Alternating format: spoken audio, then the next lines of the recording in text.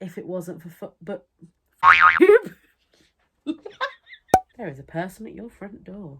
Oh, is there now? It's making me think of that advert. Have you seen it? The guy with the curtains that every time he goes in, he's like, hello, I'm Charlotte and this is Books and Bargains.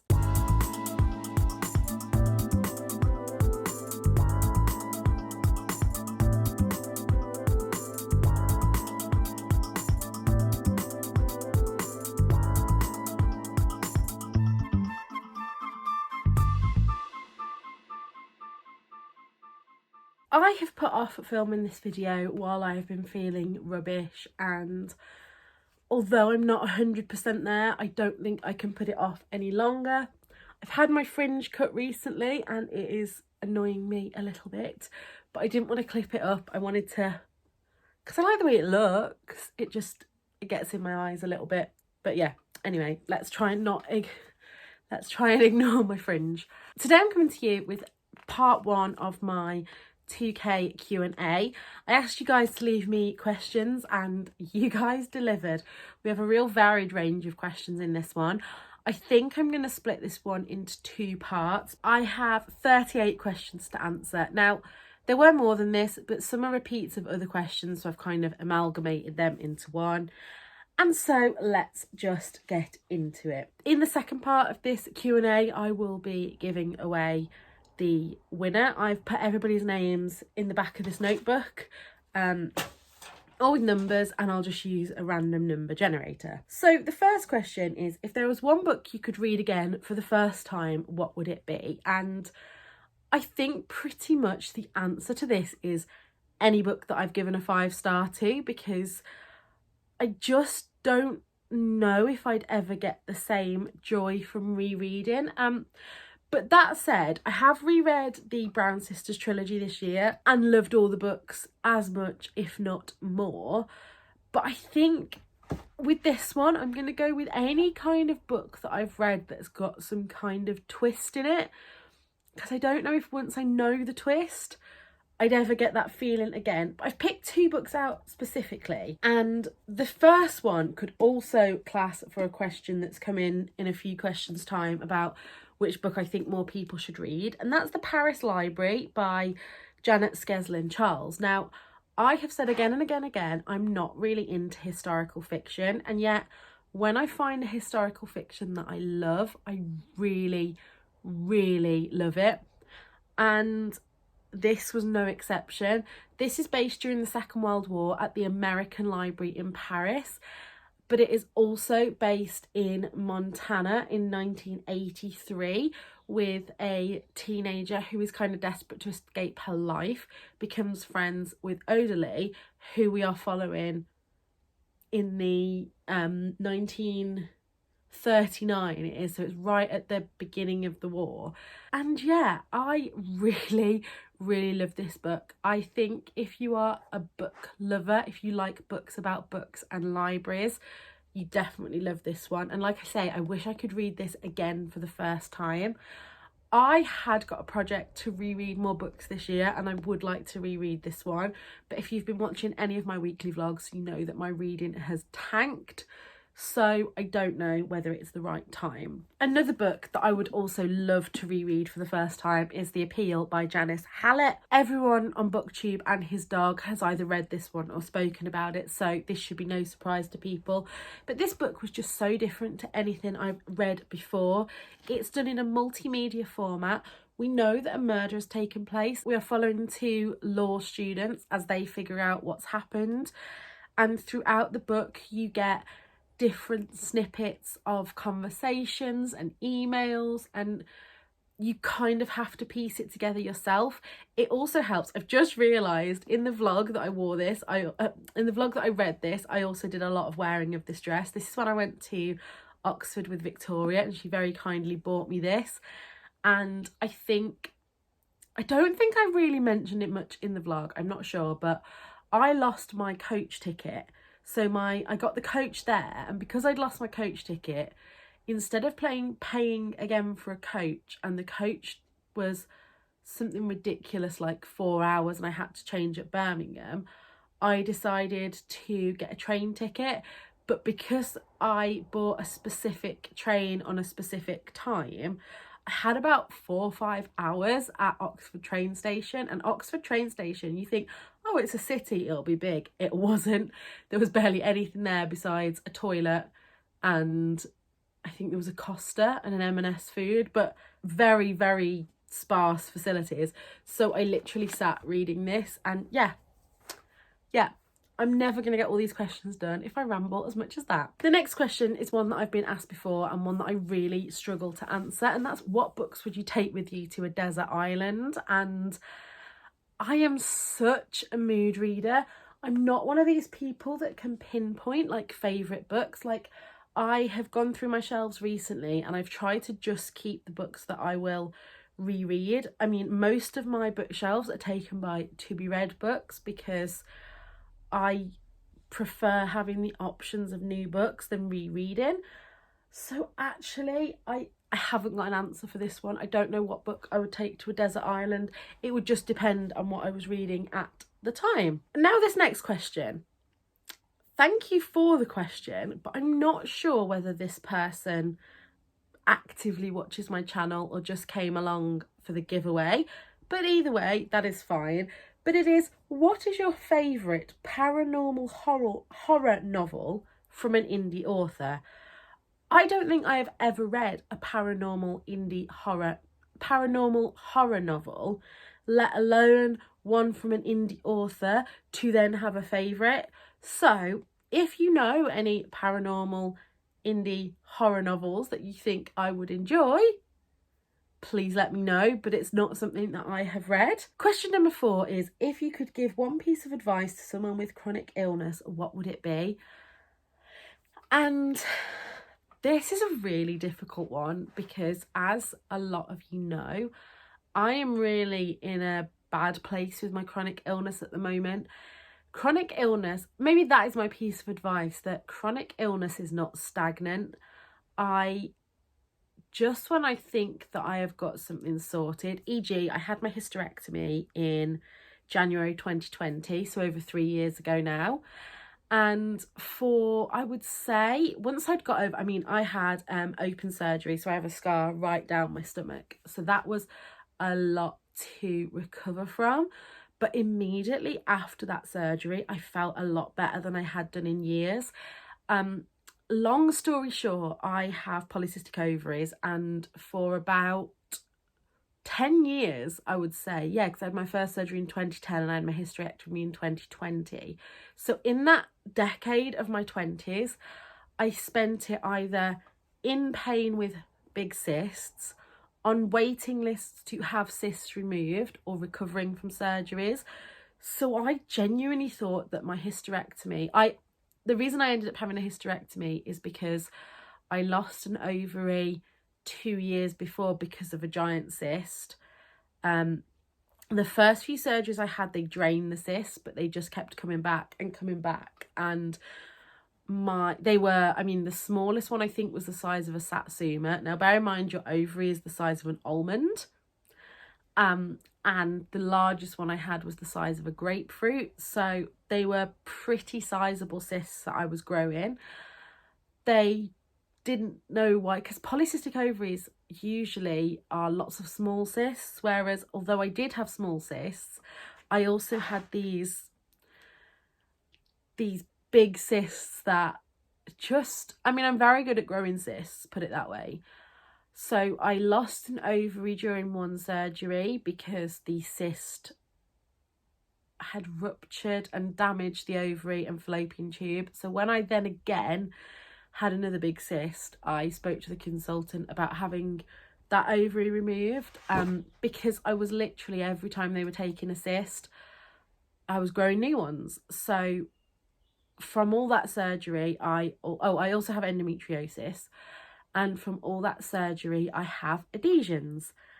I had that hysterectomy in January 2020 and was quite well once I recovered from that. Obviously, I went straight into menopause, and I had, I think, an 8-week...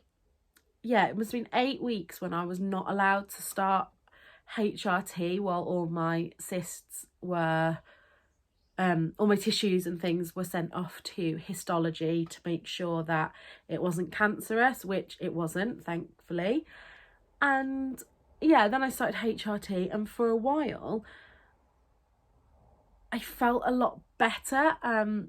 I did go back to work a little bit earlier than I was supposed to as the pandemic broke out. And if you're new here, you might not know I was a healthcare assistant and a student nurse. But then it's gone downhill again, and I know that I have a lot of adhesions from surgeries, and then I had my appendix out a year later or 2 years later. The last couple of years are all one big mess in my brain, and the lovely consultant there said, yeah, your insides are a mess.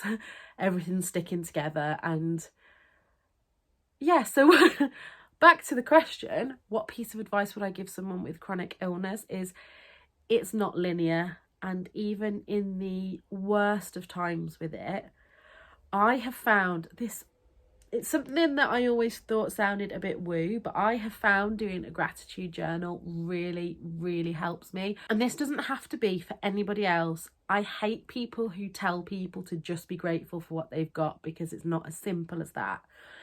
But I find that on my worst days, if I can read back through my journal, and I mean, I've literally written things in there like, today I'm grateful for paracetamol. Today I'm grateful for the taste of Fanta lemon. It doesn't always have to be big things. And actually, I have listened to The Unexpected Joy of the Ordinary by Catherine Gray. And she says to really drill down into the minutiae, because if every day you just sit there and say, I'm grateful for my family, I'm grateful for my partner, I'm grateful for my children, those things are always there. And so I like to break it down to like scents that I'm grateful for, or something that I've read, or something that I've watched. And I guess the only other advice that I will give someone, especially someone newly diagnosed, or even worse than being newly diagnosed, is being in that situation where you know that something is wrong with your body and your blood tests are coming back normal, and you start to question if it's in your head. You are not alone, and there has been countless research done about women not being believed, and not enough research into women's health, that whatever you are feeling is valid. I have been waffling for 14 minutes and I am 4 questions in, and in this half I have 18, so hopefully there are some that I can answer a bit more quickly. So question 5 is, what made you start YouTube? And I have been trying to find my place on the internet for years. I ran a lifestyle blog for a few years, but I never really found my stride with it, and I never really found my niche. I wanted to do more about secondhand fashion and chronic illness, and reading was always something that I just did when I was on holiday. And then I started getting into Booktube. The first Booktubers that I watched were Victoria from What Victoria Read, and Nicole from A Beautiful Chaos of Books, who is no longer posting.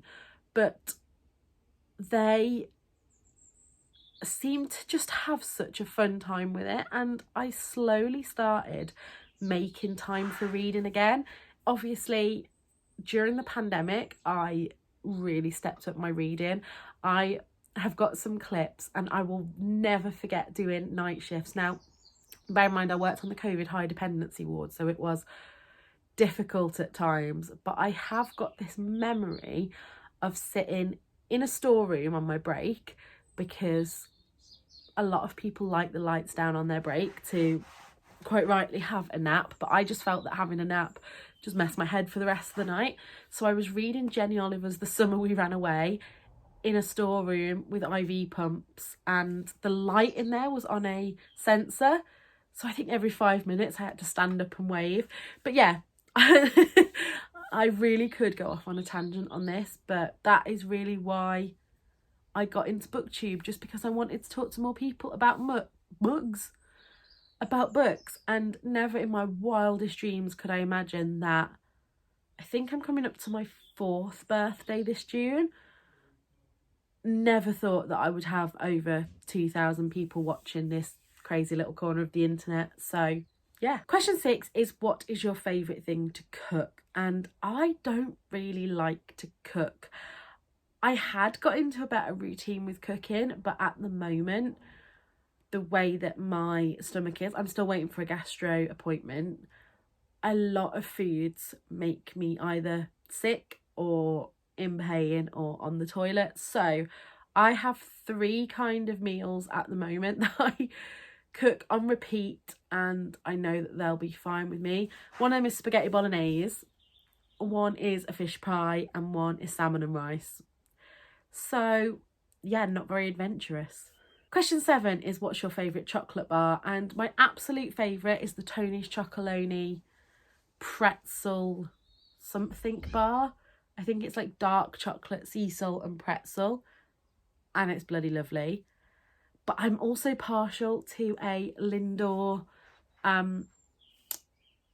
what are they called? The balls, the Lindt. I think they are called Lindor. And if it had to be a chocolate from a like petrol station or shop, 100% will just go for a Dairy Milk. I grew up in the Midlands. Cadbury World was a school trip, day out. I went there a lot. So yeah, very loyal to a Dairy Milk. Question 8 is, what is one place you would love to travel? And I have a confession to make. I plan a lot of travel more than I actually do it. At the moment, it's difficult with having Nana, and it's difficult with money, and it's difficult with everything. If we're talking abroad, I would really, really love to go to the Caribbean, but I am not sure that I'd survive the flight. So that at the moment is one of those one-day things. But I use Readly for magazines, and if I just show you, I have this folder called UK Travel.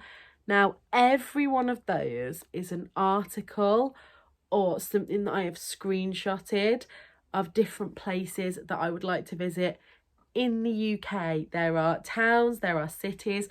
I love nothing more than finding a new place to charity shop. And so, yeah, I have a lot of plans.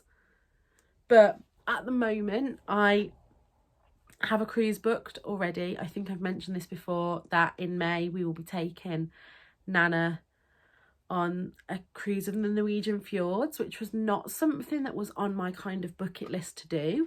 But when Nana said that she wanted to go on what sadly will probably be her last holiday, she's 97, she has Alzheimer's, and things are deteriorating, we decided to look into cruising and got a really good deal on this one. And then obviously I am also going to Corfu with Stacey. One thing that me and Stacey have got kind of planned on the back burner, we were hoping to go next year, but that doesn't look likely at the moment. There is a place in, I believe, Alicante. I'll leave the vlog below that I watched, and there is an actual zoo in the resort, and we were just like, yeah, I'm sold. I am sold. The next one is, what crime/thriller books would you recommend to a newbie? And I seem to have a little bit of a reputation for being a thriller reader, and actually I haven't read that many thrillers recently. However, there are a few authors that I would say have no bad books, touch wood, so far. So the first of these I don't actually have with me, and that is Ellery Lloyd. I read The Club and also People Like Her by this, it's a husband and wife duo team that write together under the name Ellery Lloyd, and both of these books were fantastic. The first one is really my kind of bread and butter thriller that I really enjoy, and that's ones that are, I don't like thrillers to be really unbelievable, and this one was to do with an influencer who we kind of realised straight away that somebody is watching her and she's not safe. And I mean, it did keep me up at night, but really, really enjoyed it. And The Club is again about celebrities and this island where they've built this, they have these clubs all over the world, these exclusive clubs, and they've built one on an island. And somebody's murdered and we find out what's gone on. This is not going to be a surprise to you if you watch my channel, also highly recommend Claire Mackintosh, and I've picked her 3 first thrillers. She does now have more. I have read Hostage as well, again loved. She also has a book that is not a thriller called After the End, which is a fantastic book about how the decisions that doctors make around babies who are needing like neonatal treatment, and the decision that sometimes parents have to make to switch off the machine or not. It's a really gritty, it really makes you think. And Claire herself, I'm not sure the circumstances, but it's something that Claire Mackintosh has personal experience of. Next year, I believe, she has a book coming out called It Won't Always Hurt Like This, which is about the loss of her son, I believe. But sticking to thrillers, the first 3 that I read from her, I read I Let You Go first, which is her debut, I believe, and was fantastic.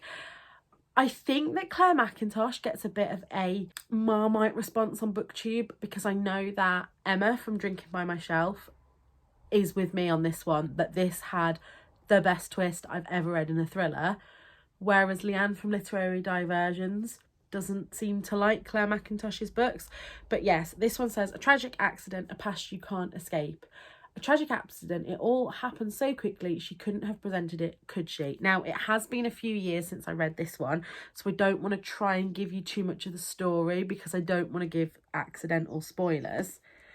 This one, I See You, creeped me out the most. This is basically a woman who gets the tube every day, sees in I presume like a free newspaper like the Metro or whatever they do in London, they have a page where there's like adverts and things, and every day there's a picture of a woman with just a number underneath, and she doesn't really pay much attention to it until the picture is her one day, and people don't believe that she is the person in the picture because it's a fuzzy picture, and she investigates. And I think, if I remember rightly, all through this, yeah, you know that somebody is watching her and you get bits from their point of view. I also loved Let Me Lie by Claire Mackintosh, and this is that the police say it was a suicide, Anna says it was murder, who do you believe? And Anna's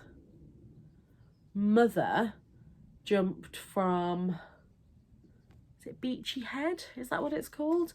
And while the police have ruled that as a suicide, Anna is getting notes and herself doesn't believe that her mum would have done that, and she investigates that. All 3 fantastic books, all 3 that I wish I could read for the first time again, and all 3 which I keep on my shelf despite getting rid of most of my thrillers, because I'm like, I'm not going to read them again.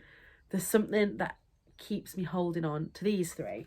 Also, for people new to thrillers, a series by Nell Patterson. Now, Nell Patterson has a series which are the Page Northward series. So this is more of a police procedural thriller, and this is based around the deaf community. I think The Silent House is the first one. Yeah, this is based around the deaf community, which is something that I haven't seen in books before, let alone thrillers. And so it starts with, it says, if someone was in your house, you'd know, wouldn't you? So in this one, a child is murdered in the middle of the night, and obviously the family are deaf and so say they didn't hear anything. Paige Northwood is part of the deaf community herself. I believe that it's that her sister is deaf, so she's grown up fluent in BSL, and the whole community is so close that it's hard for her to be impartial. And then the second one is A School for the Deaf takes an overnight trip to the snowy woods. 5 teenagers go to sleep, but only 4 wake up. And again, that's that very closed room, secluded place. And also Nell Patterson has The Hide, I think it's called. I'll put a picture here of that one. and that is a standalone, again featuring characters from the deaf community. So yeah, I do have another one of these to read, but does anybody else do this? So I believe at the moment there's only 3 Page Northwards. I don't know if there's another one on the way. I think that Nell Patterson has another book, but I have the 3rd book in the Page Northward series, but I don't want to read it because then once I've read that, I have no more to read.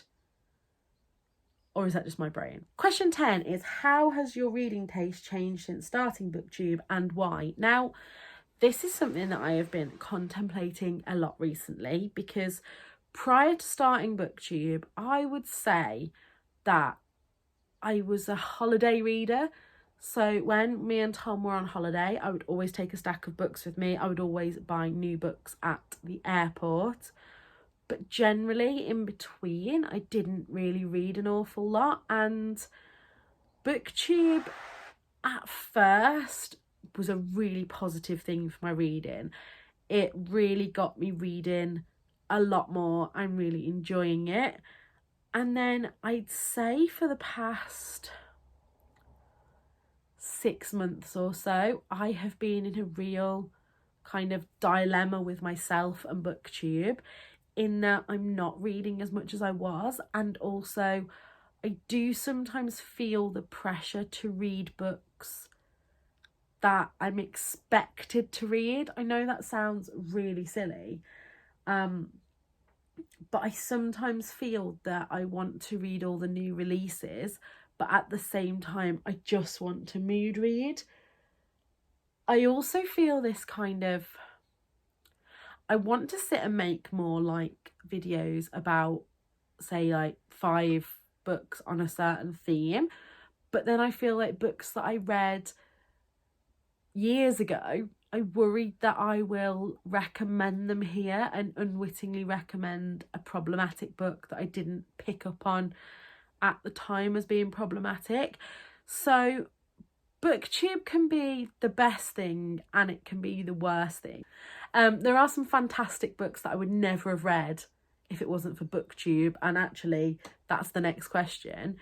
But also, I think sometimes I get into this, like, do you know how they say flight, fight or freeze? That I will literally have a stack of, I've got 10 books that I'm reading at the moment, and I just look at them and I freeze, because it's like, oh, I only read 5 books in April. And then I'm like, oh, what do I vlog about? What do I talk about? But yeah, that's a me problem. I need to just, yeah.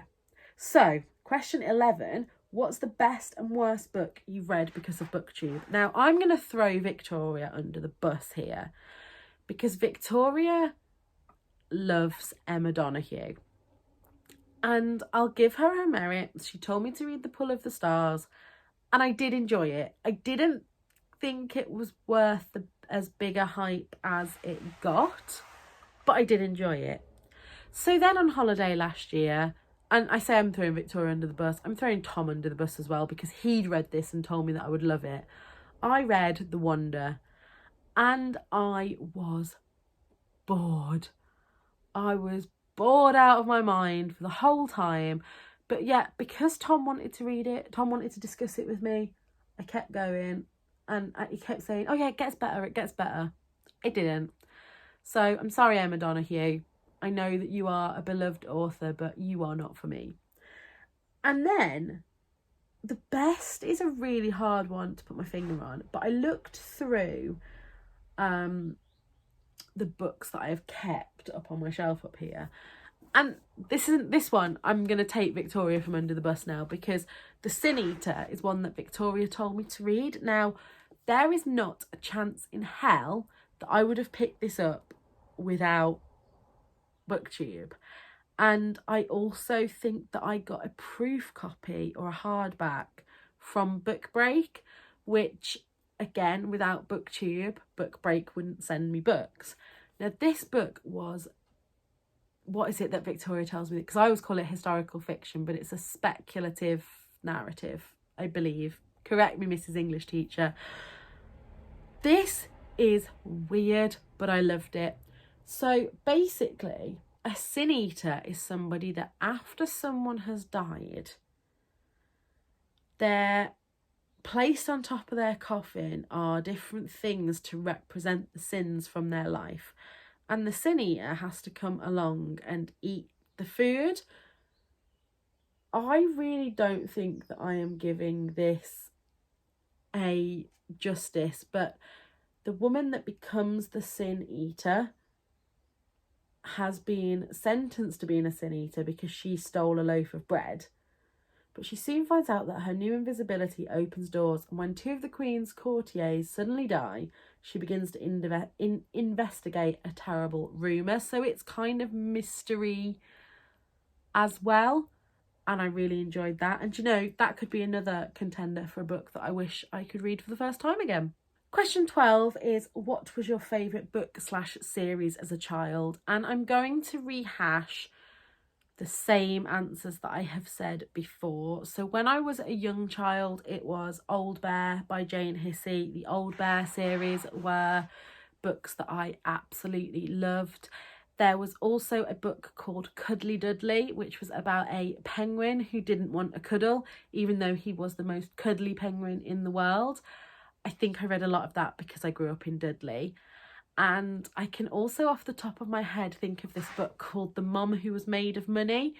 And it was really about appreciating your mum. I can see that now as a teenager, but the kids wanted new bikes and new fish and this, that and the other. And their mum said, I'm not made of money. And when they went to bed that night, they wished that their mum was made of money. And when they wake up the next morning, she is made of money. And they quickly spend her, and then she's gone, and then they realise that they'd rather have mum back. So they're my kind of comfort, like, children books. I also really, really enjoyed anything by Janet and Alan Alberg, like the Jolly Pocket Postman and I think it was called the Happy Family series. So like you had Master Salt, the Sailor's Son, etc. And I think Mrs. Wishy Washy was one of those. And then as I grew a bit older and I got more into chapter books, I enjoyed Animal Ark, the Lucy Daniels series. I also enjoyed, I never read the Babysitter's Club, but I read the Babysitter's Little Sister series. And then I quickly, as a teenager, evolved onto Jacqueline Wilson books. I never really got into the popular series of the time. I grew up at the same time as like the Philip Pullman books and Mallory Blackman's Noughts and Crosses, and never actually was interested in them. Twilight was big when I was a teen and I never read that. But yeah, they're the books that I really remember from childhood. Question 13 is, would you rather buy your books new or secondhand? And this is, I love going into a bookshop and I love the smell of new books, and I love supporting authors, especially debut authors and my favourite authors with kind of pre-orders of new books. But nothing to me will ever be a secondhand book, a book that somebody has already loved, or a book that you find, I mean, there is nothing better than going into a charity shop and finding a book you've been after, immaculate condition for 10 pence. Like, nobody will ever beat that. It has been hard this year. I cannot remember the last time I was in a charity shop, and I used to go pretty often. But yeah, I think if I could only buy new or only buy secondhand all the way. And it's much better for the planet. Talking of charity shops, question 14 is favourite bookish and non-bookish charity shop finds. Now, I think I've shown this on the channel before, but this is my favourite bookish charity shop find. So this is a Folio Society. This is the Pink Fairy book. Now, these books are hundreds of pounds. It's got these beautiful illustrations, this beautiful cover. And I went into it was a charity shop in Derby, I can't tell you which one, and it was up above the kids like bit here. Now this shop, I think everything was £1 in this shop, but this had a sticker on the front saying manager's special. So I thought, oh, they're going to know the worth of that. It's going to be worth a lot of money, but I'll have a look at it anyway. pulled it down, and as I turned it over, there's a sticker that said £3. So that had to come home with me. So yeah, £3 for that. Another sort of bookish, but also non-bookish at the same time, you'll understand in a minute, is this. Now, I've just talked about Old Bear.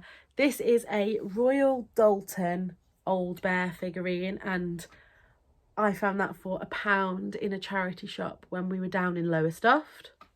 And then possibly the most expensive thing I've ever bought from a charity shop, but zero regrets, is this Kate Spade cat bag. Now, this was £65 from the Cancer Research Shop in London. And yeah, I use this pretty much every day. This is my daily handbag, and it's a cat. Cost per wear now, this has got to be in the pennies. Question 15 is, what book would you like to escape into for a day and why?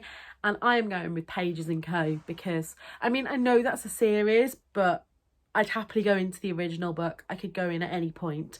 And this is because, A, I would love to just sit in Pages & Co. and have a cup of tea and cake with Tilly and her grandparents. That sounds like a lovely afternoon. But the bonus is they could possibly take me book wandering into other books, which would be fantastic. I could imagine going for like tea with the Mad Hatter. I could see myself going off into the Emerald City and just, yeah. So is that a cop-out answer? I'm going with it. It just shows the variety of my questions, because my next question is, what is your favourite coffee? Now, I don't know when it happened, but I got really into making coffee at home. I like my coffee to be made with full fat milk. It just tastes nicer. So, well, I say that. My hot coffee I like with full fat milk. My iced coffee, it doesn't matter. But me and Tom get a subscription from Cafe Pod, so we have a kind of mixed bag of different roasts and things. And to be fair, to me, they all pretty much taste the same. If I'm having a coffee after about 12 o'clock, it has to be decaf. But I am partial to these choc and roll pods.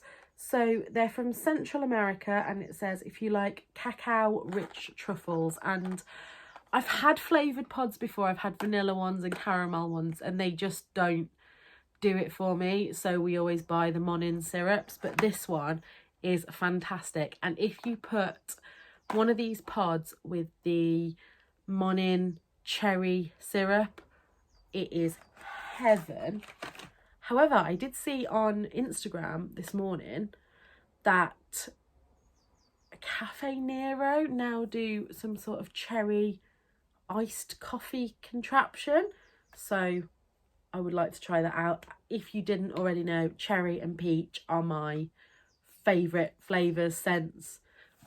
No, does cherry have a scent? I mean, watermelon scent is my favourite over cherry, but taste-wise, cherry or peach. We're down to the last 2 questions for this half, and I've been rambling for nearly an hour, so probably a good job that I'm splitting this in 2. So, question 17 is, what book would you most like to be adapted into a movie? And I don't know. I haven't even watched, I mean, I know it's not a movie, but I haven't even watched the Daisy Jones and the Six adaptation yet, and I thought that I would be straight on that. I haven't watched the Heartstopper series, but movie-wise, I think I'd have to go with like a middle grade book. So I think either, do you know, something like High Adventure? So either maybe the Starfell books or Pages & Co.